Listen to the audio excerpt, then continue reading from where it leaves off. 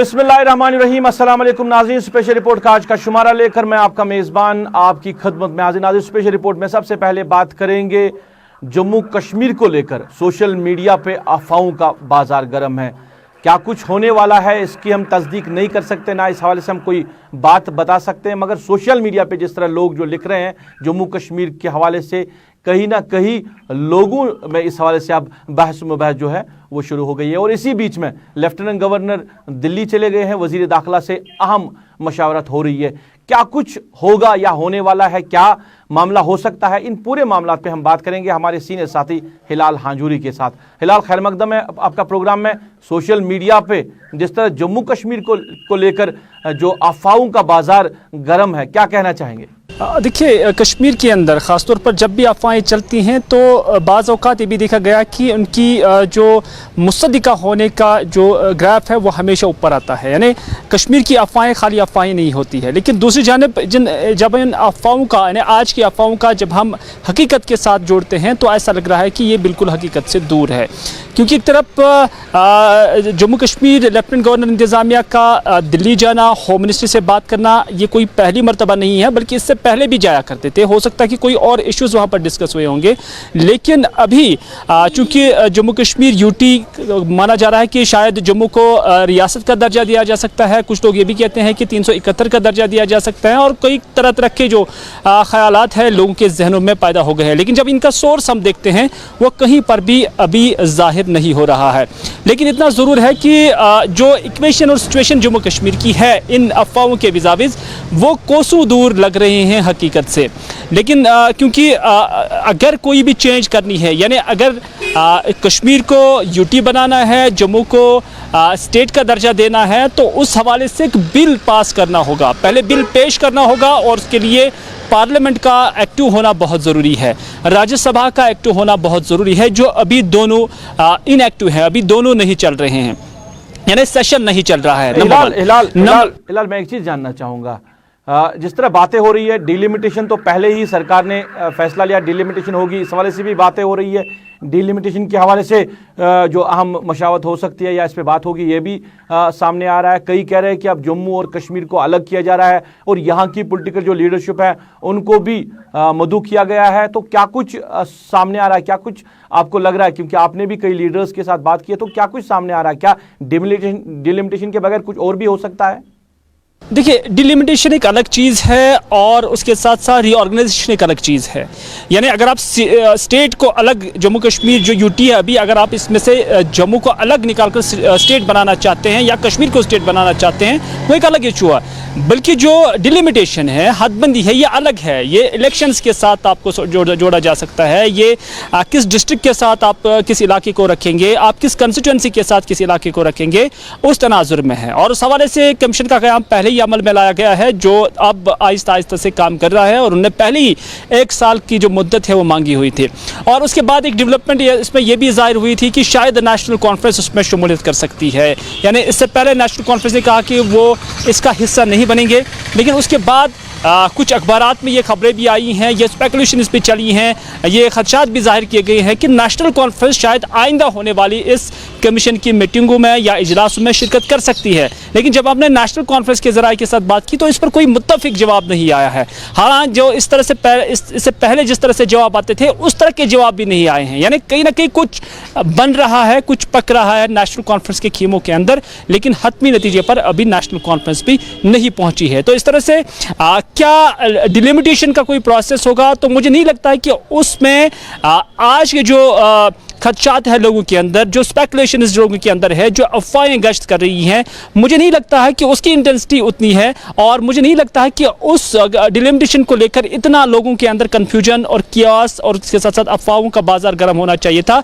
ये बिल्कुल सेपरेट एक अलग चीज़ है। फिलहाल इसमें कहीं ना कहीं लोग जो है वो बातें इलेक्शन के हवाले से भी कर रहे हैं, इसको इलेक्शन के साथ भी जोड़ रहे हैं।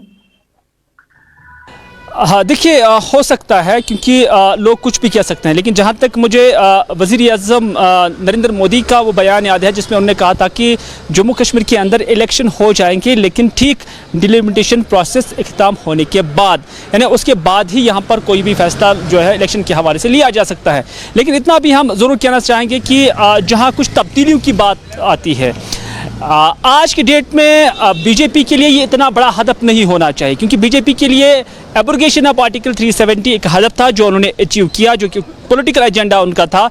और उसके बाद जो अब डेमोग्राफी को चेंज करना है, या उसके साथ साथ जो हम देखते हैं जम्मू को अलग स्टेट या कश्मीर को अलग हिस्सा बनाना है, इसको मुनकसिम करना है, ये अभी बीजेपी के एजेंडे में नहीं नज़र नहीं आ रहा है और ना ही उनका कोई पॉलिटिकल एजेंडा है। तो इस तरह से इन सिचुएशंस में जब कोविड चल रहा है और एक प्रेशर जम्मू कश्मीर, न सिर्फ जम्मू कश्मीर के अंदर बल्कि पूरे मुल्क के अंदर सरकार पर है, और उसके साथ साथ खजाने खाली हैं, नुकसान में मुल्क चल रहा है, और उसके साथ इकोनॉमी लॉस है, तो उसमें ऐसा नहीं लग रहा है कि इस तरह का अटेम्प्ट सरकार की जानिब से इस वक्त उठाया जा सकता है। लेकिन आवाम का ये कहना भी वजह है कि ये भारतीय जनता पार्टी वाली सरकार है और इसमें कुछ भी कहना बियॉन्ड द एक्सपेक्टेशंस हो सकता है, क्योंकि उनका मानना है कि जो सिचुएशन नज़र नहीं आती है ठीक 4 अगस्त साल 2019 की तरह, उस वक्त भी ऐसा कुछ नज़र नहीं आ रहा था, लेकिन भारतीय जनता पार्टी की सरकार ने उस वक्त जो इनिशिएटिव लिया, जो उन्होंने डिसीजन लिया, वो होकर रह गया है। तो इस वक्त भी उसको खारिज इम्कान करार नहीं दिया जा सकता है। आखिर में मैं जानना चाहूँगा, लेफ्टिनेंट गवर्नर को दिल्ली तलब किया गया है, उनके साथ साथ दोनों चीफ सेक्रेटरी, क्योंकि हम साबिका नहीं कहेंगे, दोनों चीफ सेक्रेटरीज अभी विराजमान हैं यहाँ पे, दोनों चीफ सेक्रेटरीज हैं, और कुछ अफसरों को भी वहाँ पे तलब किया गया है। और ये भी कहा जा रहा है कि शायद ये जो दिल्ली उनकी तलब है यात्रा के सिलसिले में भी हो सकती है। बिल्कुल हो सकता है। मैंने कहा कि इससे पहले भी जो स्टेट के अंदर या यूटी के अंदर जितनी भी एंगेजमेंट्स सरकार की रही हैं, जितना भी उनका प्रपोजल एंड प्लान्स होते हैं, उसको एग्जीक्यूट करने के हवाले से एक रूटीन का मामला हो सकता है कि जो लेफ्टिनेंट गवर्नर की दिल्ली तलब भी हुई है। अदरवाइज़ अगर ऐसा कुछ बड़ा डिसीजन लेना होता जिसमें मुझे लगता है कि डीजी पुलिस को तलब किया गया होता, क्योंकि लॉ एंड ऑर्डर का मामला सारा जो है पुलिस ही देखती है, तो इस वजह से अभी डीजी साहब को उस हवाले से तलब नहीं किया गया। लेकिन ऐसा लग रहा है कि जो उनकी दिल्ली तलबी है, या उन्हें तलब किया गया या कि वो खुद गए हुए हैं, उन्होंने अपॉइंटमेंट ली हुई हैं, तो ये एक अलग मामला है और मुझे लगता है कि एक मामूल का मामला हो सकता है, कुछ ज़राए के साथ जो हमारी बात भी हुई है। और जहाँ तक इन स्पेकुलेशंस का ताल्लुक है, उस पर भी हम यही कहना चाहेंगे कि ये आज की नहीं है, बल्कि 1 महीने 1.5 महीने से पहले ही से ही इस तरह की अफवाहें जो है वो सोशल मीडिया पर चल रही है। न सिर्फ इतना, बल्कि जो मेन स्ट्रीम मीडिया है उन्होंने इससे अक्सर नज़रअंदाज किया हुआ है। मेन स्ट्रीम मीडिया पर इस पर कोई बात अभी तक जो है बताई नहीं जा रही है, जताई नहीं जा रही है। चलिए हिलाल, बात करने के लिए बहुत बहुत शुक्रिया। हमारे सीनियर साथी हिलाल हांजुरी बात कर रहे हैं, और बात हो रही थी लेफ्टिनेंट गवर्नर की दिल्ली तलबी के हवाले से, उनको दिल्ली बुलाया गया है, और इसके साथ साथ जो अफवाहों का बाजार गर्म है सोशल मीडिया पे, क्योंकि कुछ जम्मू कश्मीर को बांटने की बातें भी कही जा रही है, डिलिमिटेशन के हवाले से बात हो रही है, इलेक्शंस के हवाले से बात हो रही है, अलग अलग अफवाहें जो है वो सोशल मीडिया पे गश्त कर रही है, जिसके बीच में लोग जो है वो कहीं ना कहीं अब लोगों के लिए ये एक मौजूई बहस बन गया है कि क्या कुछ आने वाले दिनों में हो सकता है। क्योंकि अगर हम कश्मीर की बात करें, यहाँ की ज़्यादातर अफवाहें जो है वो कहीं ना कहीं सही भी साबित हो रही है। नाज़रीन, स्पेशल रिपोर्ट देख रहे हैं, बात करेंगे श्रीनगर के पासपोर्ट ऑफिस में एंटी करप्शन ब्यूरो ने आज रेड डाली है। अभी तफसीलात का इस हवाले से इंतजार है, मगर जो सोर्सेज से खबर मिल रही है किसी डॉक्यूमेंटेशन के हवाले से ये रेड डाली गई है, पासपोर्ट की इजराई के हवाले से मामला वहाँ पे सामने आया है। पूरी तरह अब तक तफसीलात पहुँचा रहे हमारे साथी अमजद खान। पासपोर्ट सेवा केंद्र श्रीनगर के अंदर सेंट्रल एजेंसीज की एक रेड अभी जारी है। एजेंसीज में एसीबी और सीबीआई का नाम बताया जा रहा है, और ये कहा जा रहा है कि कुछ डॉक्यूमेंट्स को लेकर, कुछ पासपोर्ट्स को लेकर यहाँ पे अभी इन्वेस्टिगेशन जारी है। अभी से कुछ समय पहले सेंट्रल एजेंसीज ने धावा बोल दिया है इस ऑफिस के अंदर, और लगातार जो टॉप ऑफिसर्स हैं उनसे इन्वेस्टिगेशन की जा रही है, सवालात किए जा रहे हैं कुछ पासपोर्ट्स को लेकर, और उसके साथ ही साथ कुछ डॉक्यूमेंट्स को लेकर भी सवाल जवाब यहाँ पर किए जा रहे हैं। आज से पहले भी ये सेवा केंद्र लगातार खबरों में बना रहा है, क्योंकि यहाँ पर कई सारे ऑफिसर्स के ऐसे नाम बताए गए थे, बातें बताई गई थी जो लोगों से पैसे ऐंठने की आड़ में बैठे हुए थे, जिनको लेटर ऑन जो केंद्र है उन्होंने ट्रांसफर यहाँ से कर दिया था, उन्हें अपनी पोजीशन से हटा दिया था। लेकिन आज कुछ समय बाद फिर से एक बार ये सेवा केंद्र खबरों में आ चुका है, क्योंकि यहाँ पर सेंट्रल एजेंसीज ने एक रेड बोल दी है, एक धावा बोल दिया है, जिसमें सीबीआई, एसीबी का नाम बताया जा रहा है कि मौजूद यहाँ पर है अंदर ऑफिसर्स। एक टीम अंदर मौजूद है जो डॉक्यूमेंट्स को चेक कर रही है, पासपोर्ट के जो रिसेंट हिस्ट्रीज है उनको चेक कर रही है, और साथ ही साथ कुछ अन्य पासपोर्ट्स के बारे में भी जो पहले इशू किए गए हैं सवाल जवाब यहाँ पर किए जा रहे हैं, ऐसा सूत्रों का कहना है। कोई ऑफिशियल कंफर्मेशन फिलहाल ना पासपोर्ट सेवा केंद्र से मिल रही है, ना ही एसीबी या सीबीआई की तरफ से मिल रही है कि रेड आखिर क्यों कंडक्ट हो रही है। कई सारी टीम्स यहाँ पर मौजूद हैं अंदर, जिसमें पुलिस भी शामिल है, जो लगातार सवाल जवाब अंदर टीम से कर रहे हैं, जिनमें सबसे बड़े नाम हम लोग जो रीजनल पासपोर्ट ऑफिसर है उनके सेक्शन में सवाल जवाब किए जा रहे हैं, जो असिस्टेंट पासपोर्ट ऑफिसर है उनसे सवाल जवाब किए जा रहे हैं, और जो अन्य बड़े ऑफिसर्स इस ऑफिस के अंदर मौजूद है उनसे भी सवाल जवाब अभी यहाँ पर किया जा रहा है। इनिशियल रिपोर्ट्स कह रही हैं कुछ पासपोर्ट्स या कुछ डॉक्यूमेंट्स को लेकर के यहाँ पर अभी सवाल जवाब जारी है, और जिस तरह से एसीबी का नाम सामने आ रहा है, करप्शन को लेकर के भी कुछ सवाल जवाब ज़रूर हो सकते हैं, क्योंकि पहले भी ऐसी शिकायतें बताई गई हैं कि कुछ ऑफिसर्स जल्दी पासपोर्ट देने की आड़ में यहाँ पर लोगों से पैसे खींचा करते थे। कैमरामैन इमरान तारिक के साथ अमजद खान की रिपोर्ट। नाज़रीन, आप स्पेशल रिपोर्ट देख रहे हैं। बात करेंगे कोविड-19 के बीच में जहां लोगों को मुश्किलात का सामना करना पड़ा, जहां हम बात करें मेडिसिन के हवाले से या बाकी मामलात के हवाले से, तो कई रज़ाकार जो तंजीमें हैं वो सामने आई है, जिन्होंने अलग अलग तरीके से लोगों की मदद की है, बीमारों की मदद की है, जो कोविड-19 में मुब्तला बीमार हैं उनकी मदद की है, और जो घरों में बैठे दिहाड़ी मजदूर थे या बाकी क्योंकि लॉकडाउन में कुछ कर न सके तो उनकी मदद की है। तो एक अच्छा रोल निभाया है इन रज़ाकार तंजीमों ने। कश्मीर केयर की जो एक रज़ाकार तंजीम है, उन्होंने आज श्रीनगर के SMHS हॉस्पिटल में जो कोविड-19 के हवाले से जो वहाँ बीमार है उनको किट्स फराहम किए, और इस साथ ही साथ जो पैरामेडिकल स्टाफ वहाँ पे है उनमें भी वहाँ पे किट्स जो है डिस्ट्रीब्यूट किए हैं। हम ये समझते हैं ये हमारी मॉरल ड्यूटी है, ऑब्लिगेशन है टुवर्ड्स अवाम कि हम किसी तरह से मदद करें, स्पेशली टुवर्ड्स जो हेल्थ वर्कर्स हैं इन द फैमिली, जो कि पिछले 1-2 साल से जद्दोजहद कर रहे हैं कि कैसे हम आवाम को ट्रीट कर सके, मुहैया कर सके। सो इस वजह से हम आए हैं कि ये जो कश्मीर केयर है वो हॉस्पिटल में आके एट डिस्ट्रिक्ट लेवल पे आके एक अवेयरनेस पैदा करे, और साथ ही साथ एक टूल किट पेशेंट्स को, फैमिलीज़ को, और जो यहाँ पे अटेंडेंट्स हैं और जहाँ यहाँ paramedical staff, be it a ward boy और be it a lab assistant और be it a guard here, ताकि उनको मुहैया कर सके। इसमें आते हैं हेड गियर्स आते हैं, PPEs आते हैं, डिजिटल थर्मामीटर्स आते हैं, और N95 मास्क आते हैं, जो कि पब्लिक अवेयर है। ये सब चीज़ें ज़रूरी है ताकि हम ट्रांसमिशन ऑफ वायरस को ब्रेक कर सके। नाज़रीन, आप स्पेशल रिपोर्ट देख रहे हैं। बात करेंगे पूरी वादी की, अगर हम बात करें तो कुत्तों की जो तादाद है वो काफ़ी ज़्यादा बढ़ रही है, और इस हवाले से अगरचे जो श्रीनगर म्यूनसिपल कॉरपोरेशन है उनका जो रोल निभाना है या बाकी जो म्यूनसिपल कमेटीज़ हैं उनका जो रोल निभाना है, तो लोग इस हवाले से नाराज़गी का इजहार कर रहे हैं कि बेहतर तरीके से वो रोल निभाया नहीं जा रहा है, और कुत्तों की तादाद बढ़ने की वजह से हादसात भी अब ज़्यादा हो रहे हैं, और कई इलाकों में हमने देखा कि बच्चों पे भी हमला किया गया। अनंतनाग में एक बच्ची की जान भी चली गई थी। इस हवाले से जो सरकार को रोल निभाना है उस पे कहीं ना कहीं लोग बात कर रहे हैं। हपचिनार श्रीनगर की बात करें, वहाँ के लोगों ने इस हवाले से नाराज़गी का इजहार किया कि इलाके में कुत्तों की काफ़ी ज़्यादा तादाद बढ़ रही है, जिसकी वजह से बच्चों को घरों से निकलना मुश्किल हो रहा है, बड़ों को घरों से निकलना मुश्किल हो रहा है। इस हवाले से उन्होंने इंतज़ामिया से गुजारिश की है कि इन कुत्तों की तादाद को जो बढ़ रही है उसको रोकने के लिए इक़दाम उठाए। कुत्तों की तादाद इतनी बढ़ रही है, कहने की बात, नशबंदी तो ये बोलते हैं लेकिन नशबंदी होती नहीं है। यहाँ आप देखिए, दिल्ली में जाइए, वहाँ पर देखिए, सेंटर में हमारी बात पहुँचती नहीं है। यहाँ का मेयर साहब जो है वो बिल्कुल ध्यान ही नहीं देते हैं। आप वहाँ पर देखिए कुत्ते कितने, दिन को निकलना मुश्किल हो जाता है, रात को बच्चों की तो बात ही नहीं है।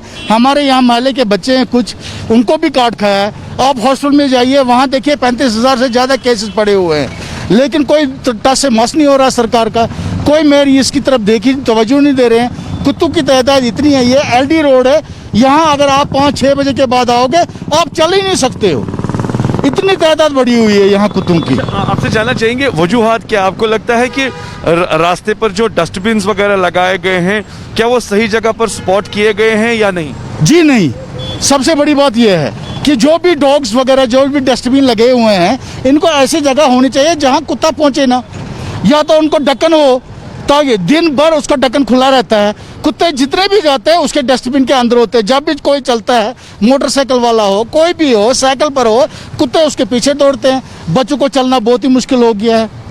अभी ये बताइए, आपने कहा बच्चों के हवाले से, आपको लगता है कि आप जिस एरिया में रहते हैं, ख़ास तौर पर जहाँ पर काफ़ी ज़्यादा मूवमेंट भी है, बच्चों को अब घर से बाहर निकलने के लिए इजाज़त भी आप नहीं देते होंगे, या बच्चे जो है वो खेलने कूदने के लिए बाहर भी नहीं जा सकते, खतरा रहता है? जी कैसे खेलेंगे, इतने कुत्ते कहने की बात ही नहीं है, डर तो लगा रहता है।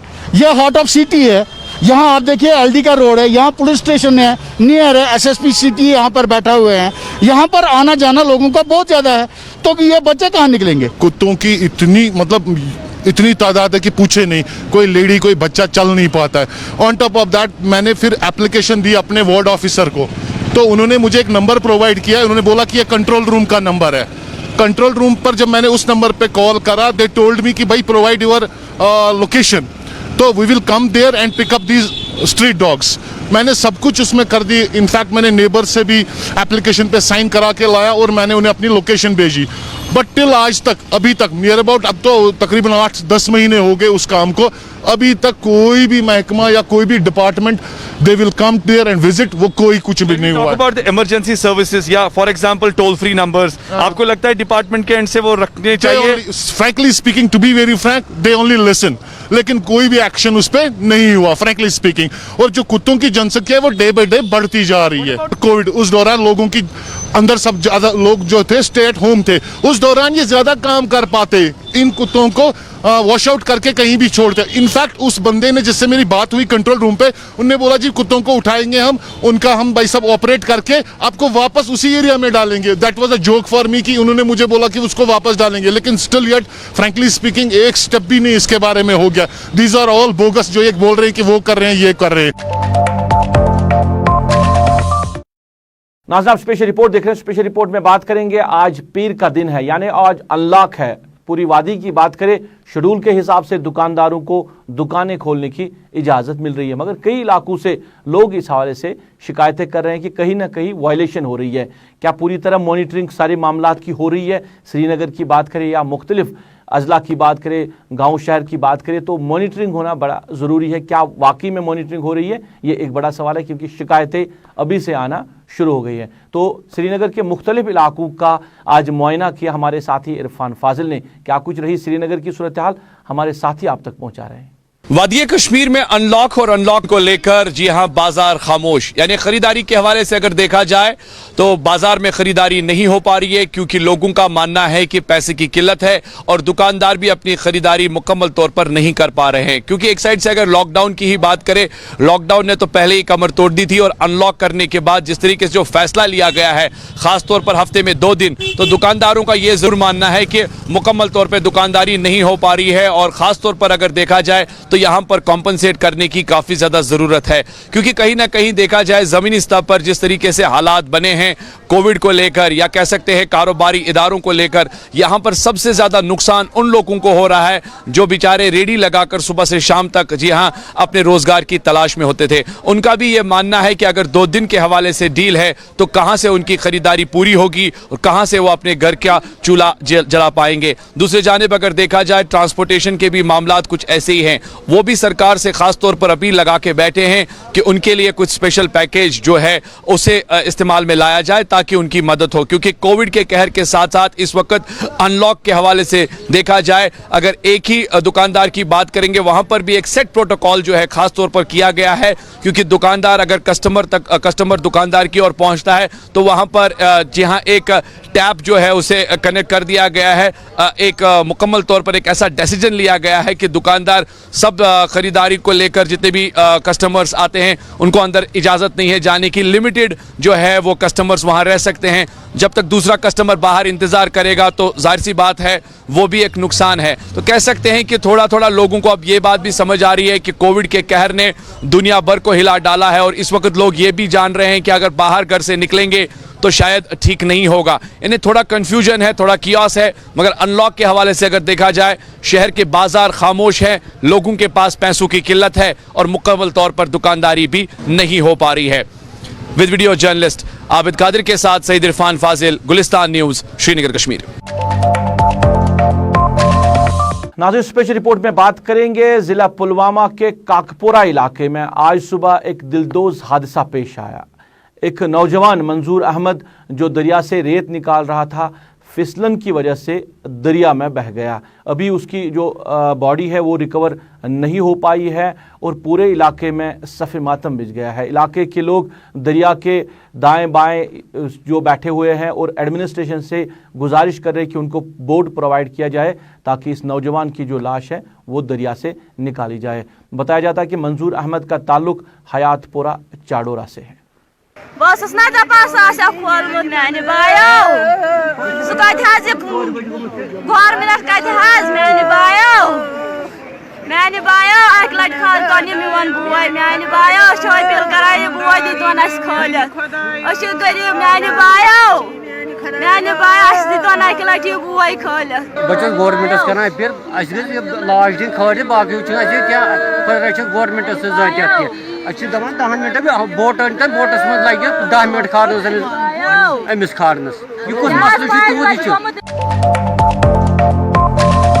नाज़रीन, आप स्पेशल रिपोर्ट देख रहे हैं। बात करेंगे स्वच्छ भारत अभियान के हवाले से। सरकार का फैसला मरकजी मामलत की स्कीम जहां पे पूरे भारत के साथ साथ जम्मू कश्मीर को स्वच्छ करना है और इसके तहत मुख्तलिफ जो कंपोनेंट्स पे लाए गए हैं जहां पे लोगों के लिए लोगों के फ़ायदे के लिए अलग अलग स्कीमें जो है रखी गई थी। और इसके तहत जो कहीं मार्केट्स की हम बात करें या हेडक्वार्टर्स की बात करें, ज़िला हेडक्वार्टर्स की बात करें या अस्पतालों की बात करें, स्कूलों की बात करें, वहाँ पे बाथरूम्स तामीर किए जाने थे। ये भी एक कंपोनेंट था इस स्कीम में। और इसी के तहत टंगमर्ग के सब डिस्ट्रिक्ट हॉस्पिटल में 2 साल पहले बाथरूम्स तामीर किए गए थे, मुकम्मल भी हुए हैं मगर अभी भी उनको इस्तेमाल में नहीं लाया जा रहा है। इस हवाले से लोगों ने इंतज़ामिया से गुजारिश की है कि इन बाथरूमों को इस्तेमाल में लाया जाए क्योंकि जो अस्पताल में बीमार आते हैं या तीमारदार आते हैं उनको मुश्किलात हो रही है और जिस मकसद के लिए जिस पर्पज़ के लिए इनको बनाया गया था उस पर्पज़ के लिए इनको इस्तेमाल भी करना चाहिए। मेरा नाम है रईस अहमद और मैं यहाँ पे सब डिस्ट्रिक्ट हॉस्पिटल टंगमर्ग गया था और मुझे यहाँ पे बाथरूम की ज़रूरत पड़ी और जब मैंने बाथरूम अप्रोच किया टूवर्ड्स बाथरूम, यहाँ पे मैंने जो बाथरूम देखा वो क्लोज था बट उसको लॉक किया गया है। और शायद मैंने यहाँ पे कुछ यहाँ पे और भी मर्द हजरात थे या कुछ औरतें भी थी, यहाँ पे माएँ बुजुर्ग इंसान भी थे। मैंने उनसे पूछा कि ये बाथरूम क्यों बंद पड़ा है।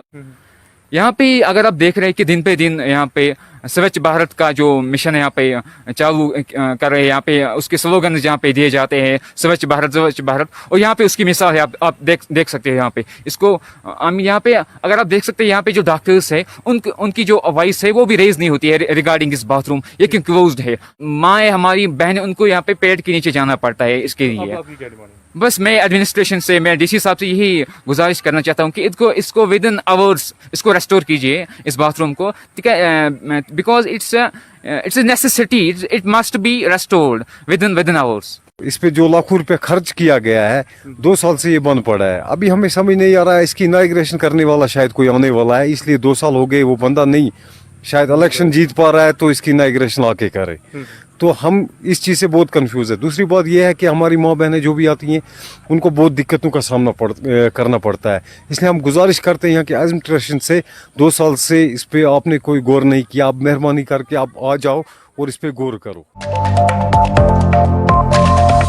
नाज़रीन, स्पेशल रिपोर्ट देख रहे हैं। बात करेंगे जल शक्ति महकमे के हवाले से यानी महकमे PHE के हवाले से।